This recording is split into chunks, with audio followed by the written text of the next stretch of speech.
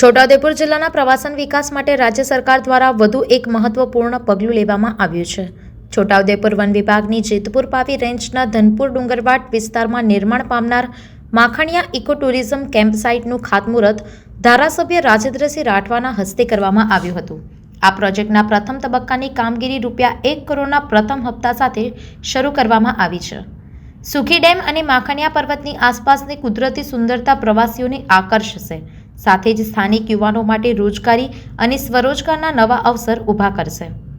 One વિભાગ દ્વારા પર્યાવરણના સંરક્ષણ સાથે આધુનિક સુવિધાઓ વિકસાવવામાં આવશે, જેથી પ્રકૃતિ પ્રેમીઓને અનોખો અનુભવ મળી શકે। આ પ્રોજેક્ટથી સ્થાનિક અર્થતંત્રને નવી ગતિ મળશે તેવી આશા વ્યક્ત કરવામાં આવી છે। સંવાદદાતા સાથે અભિપ્રાય ન્યૂઝ, વડોદરા। આવા જ વધુ સમાચારો જોવા માટે સબસ્ક્રાઇબ કરો અમારી યુટ્યુબ ચેનલને અને જોડાયેલા રહો ફેસબુક, ઇન્સ્ટાગ્રામ અને ટ્વિટર પર।